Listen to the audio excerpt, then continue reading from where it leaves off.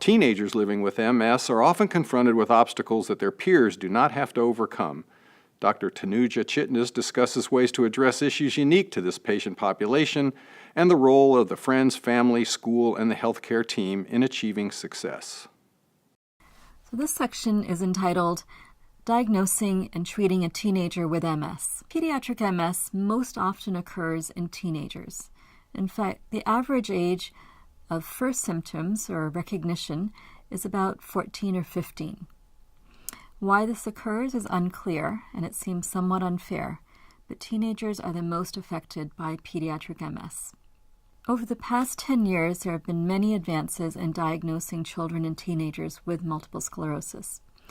Part of these are improved diagnostic criteria, as well as the MRI pattern in understanding what is MS and what is not MS. There are also now blood tests that help us distinguish other forms of inflammatory neurological diseases from MS, and these include neuromyelitis optica and MOG antibody syndrome, or myelin oligodendrocyte glycoprotein antibody-associated syndromes. It's important to talk to your doctor about these other disorders and understand whether these have been tested for. Sometimes diagnosing a teenager with MS might need a spinal tap. A spinal tap sounds scary, but it is a very routinely performed procedure and is often over much more quickly than you think. This helps the doctors to understand a certain type of antibody as well as cell pattern that might help with the diagnosis of multiple sclerosis. It's important to make a diagnosis as quickly and as accurately as possible in a teenager with MS, because this will help to initiate or start the conversation around a treatment.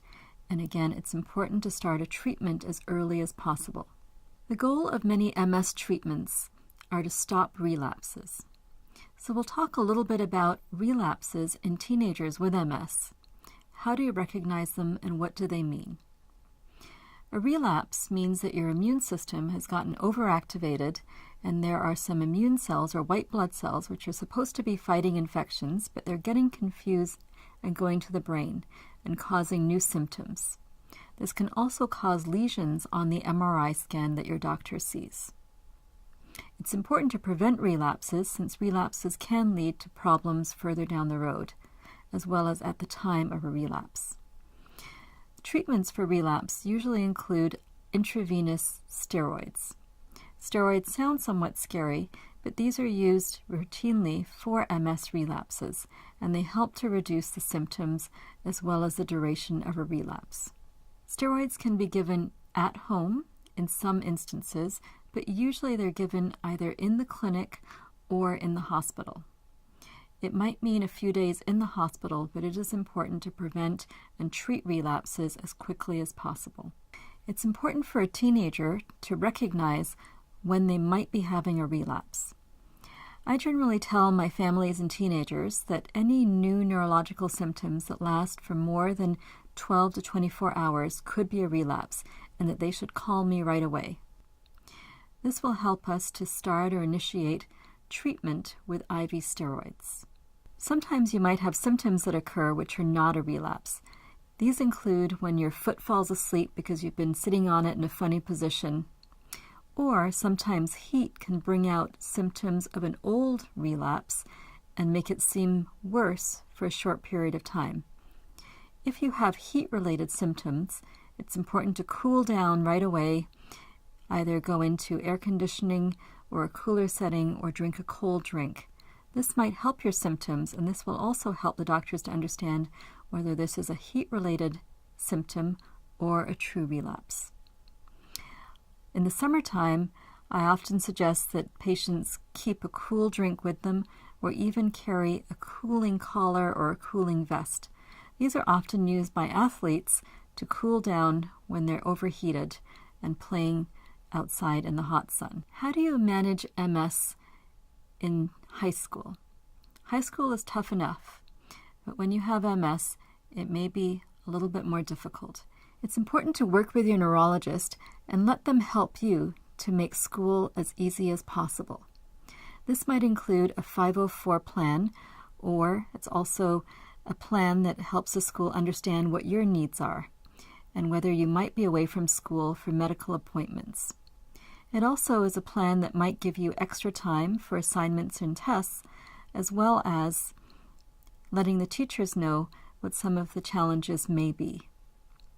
If needed, the school may work with you on an individualized education plan.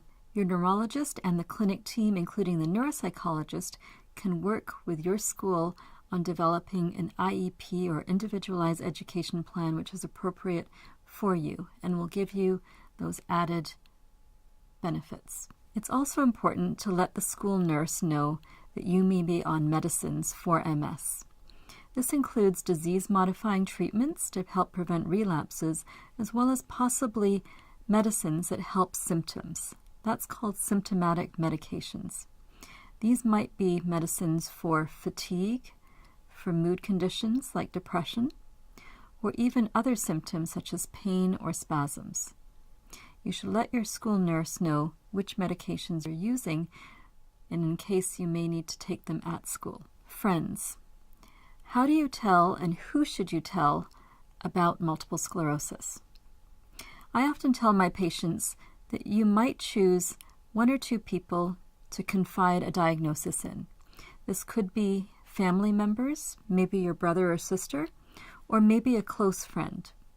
You don't have to tell friends about this. You're not obligated to. However, you might have a close friend that you trust and that you think will be a support for you. Friends sometimes turn out to be an important support. You should identify someone that you would talk to if you were having problems related to multiple sclerosis. This could include your neurologist, your mom or dad, your sibling, or possibly a friend. It's important to let your neurologist know if you are having any new symptoms related to multiple sclerosis, because there are ways of dealing with these symptoms and also identifying whether you might be having a relapse, which should be treated as soon as possible. How is MS going to affect the rest of my life? There are a lot of lifestyle questions that arise in teenagers with MS. What should I eat? What should I do? How much exercise should I get? So it's important to get as much sleep as you need, and also important to limit screen time prior to sleeping, because that can reduce how well you sleep. With MS, it's important to be rested as you go about your day, and getting a good night's sleep is part of that. Teenagers need between 8 to 10 hours of sleep. If your school starts early, go to bed early. And make sure that you're sleeping as well as you can through the night. If you're not sleeping well through the night, you should talk to your neurologist or pediatrician about that. There are medicines that can help. Another part of daily life is, what do you eat? One thing that we do know about multiple sclerosis is that diet can help to prevent relapses and also improve how you generally feel. A well-balanced diet with limited amounts of junk food and takeout food is an important part of care. Trying to get as many high-fiber foods in, as well as salads, vegetables, fruits, and home-cooked meals is what I advise my patients to do. We also know that vitamin D and taking enough vitamin D is important to help prevent relapses and might improve some existing symptoms. So your doctor might talk to you about taking an extra vitamin D pill, and you should consider doing that and try to do it on a daily basis. Vitamin D is related to the sun. Believe it or not, the sun metabolizes cholesterol in your skin and produces vitamin D, which is an important vitamin for reducing and preventing autoimmune disease. It also helps to prevent new MS relapses. You should talk to your doctor about how much vitamin D you might need. Your doctor sometimes measures your vitamin D levels at your visits, and this will help to guide how much you should take on a daily basis. Another important part of care is exercise, and getting enough exercise during your week is an important thing to consider. Finding the right type of exercise that works for you, whether it be running, basketball, swimming, is something you should think about. There may be one form that works best for you, but try to exercise at least 3 to 4 times per week. Smoking is a risk factor for multiple sclerosis. We also very clearly know that smoking worsens MS and that people who smoke with MS have more disability compared to people who don't smoke. So I advise my patients to not smoke and to not take it up, and if possible, to try to avoid secondhand smoke as much as possible. Marijuana has been legalized in some states. However, marijuana is not advisable for teenagers because it has different effects on the developing brain compared to the adult brain. It can limit development, and this is research that is being done. I generally advise my patients not to use marijuana unless it's prescribed for a medical reason. It's important to discuss birth control with your neurologist or pediatrician.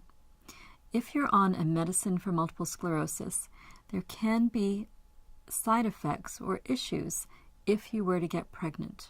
Therefore, advisable to be on an effective form of birth control if you are sexually active. There are many different forms of birth control that you can explore, which include patches or pills or other forms.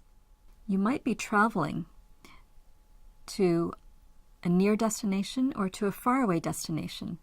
It's important to make a travel checklist if you have multiple sclerosis.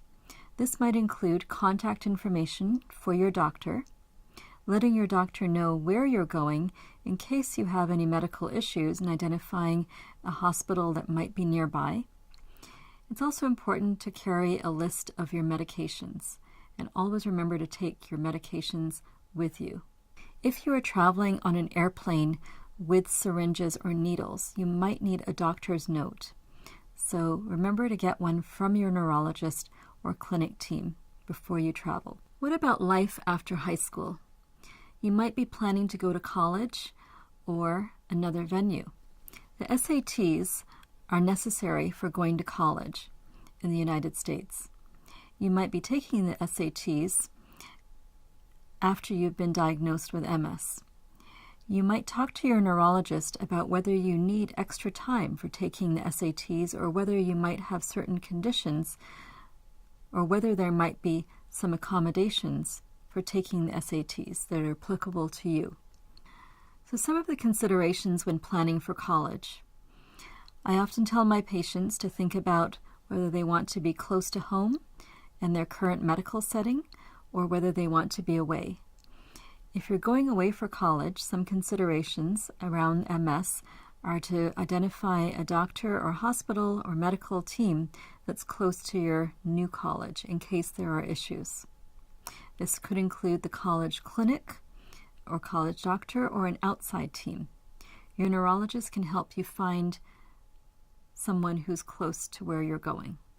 Some other considerations around college life, especially if you're going away, are where will you be living?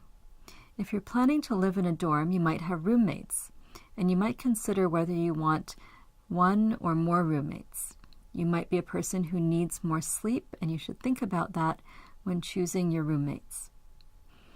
Another issue that sometimes arises are that dorms can be cold, or too hot, and especially if you have heat-related symptoms, it might be important to think about an air conditioner or cooling system in the dorm and ask about whether one exists where you're going. Another issue that might come up is medications at college. Sometimes your medications are mailed to you, and you might think about how these would be mailed to you or sent to you while you're away. These might be sent to your parents, who could give them to you, or you might have to receive them at the college, and you should ask about how this could be done. Teenagers with MS are growing up to do wonderful things and pursuing their life's goals. This might include going to college, going to graduate school, pursuing a career, having a family. Don't let MS slow you down. Remember, you have a team that's working with you and for you.